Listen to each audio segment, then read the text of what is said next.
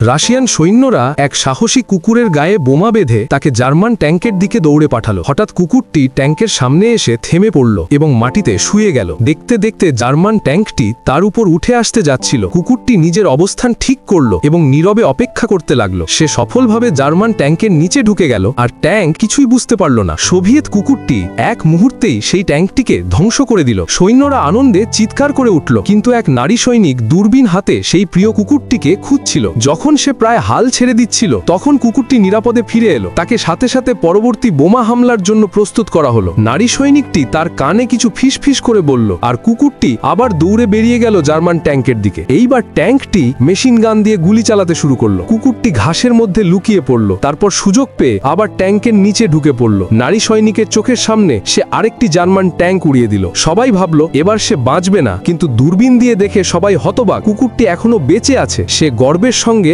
Soviet ট্রেঞ্চের দিকে দৌড়ে এলো, যেন বলছে কাজ শেষ বস। কিন্তু যত বড় শক্তি তত বড় দায়িত্ব। সোভিয়েত কমান্ডার এবার তাকে ট্রেন উড়িয়ে দেওয়ার মিশনে পাঠালো। জার্মান সামগ্রী ভর্তি এক ট্রেন রেল লাইনে থেমেছিল। আত্মঘাতী কুকুরটি বোমা নিয়ে দৌড়ে বেরিয়ে গেল। গাছ পেরিয়ে প্রায় উড়েই চলল, কিন্তু সে সঙ্গে সঙ্গে হামলা করল না, বরং ঘাসে লুকিয়ে সঠিক সময়ের অপেক্ষা করল। যেই মুহূর্তে জার্মান সৈন্যদের মনোযোগ অন্যদিকে গেল, সে রেল লাইনে উঠে বোমাটা নামিয়ে রাখলো। সোভিয়েত সৈন্যরা ভেবেছিল মিশন সফল, কিন্তু জার্মান সৈন্যরা দেখে ফেলল এবং সাথে সাথে সতর্ক হয়ে গেল। সোভিয়েত সৈন্যরা কুকুরটির মাথায় হাত বুলিয়ে দিল একটু অনুশোচনা নিয়ে। তারপর তারা পরবর্তী ট্রেন বিস্ফোরণ মিশনের দিকে রওনা দিল। একটি শতবর্ষ পুরনো সেতু ছিল, যেখানে জার্মানরা পাহারা দিচ্ছিল। আবার কুকুরটির শরীরে বোমা বেঁধে দেওয়া হলো। যেই ট্রেনটি আসলো, জার্মান সৈন্যরা দূরে সরে গেল। কুকুরটি চার পায়ে ছুটে চলল সোজা সেই সেতুর দিকে, যেখান দিয়ে ট্রেনটিকে যেতে হবে। ট্রেনটি সেতুর উপর দিয়ে যেতেই এক প্রচন্ড বিস্ফোরণের লাল ধোঁয়ায় আকাশ ভরে গেল। সবাই ভাবল কুকুরটি এবার মারা গেছে, কিন্তু তখনই সেই সাহসী কুকুরটি আবার নিরাপদে ফিরে এলো। সে একদম বিশ্বস্ত সাথীর মতো কমান্ডারের মুখ চাটতে লাগলো। সবাই বিশ্বাসই করতে পারছিল না এই অলৌকিক কুকুরের কীর্তি। তাকে পুরস্কার হিসেবে চিকেন লেগ দেওয়া হলো। অবশেষে সে সেই নারী সৈনিকের সঙ্গেও আবার দেখা করলো, কিন্তু যুদ্ধ তখনও শেষ হয়নি।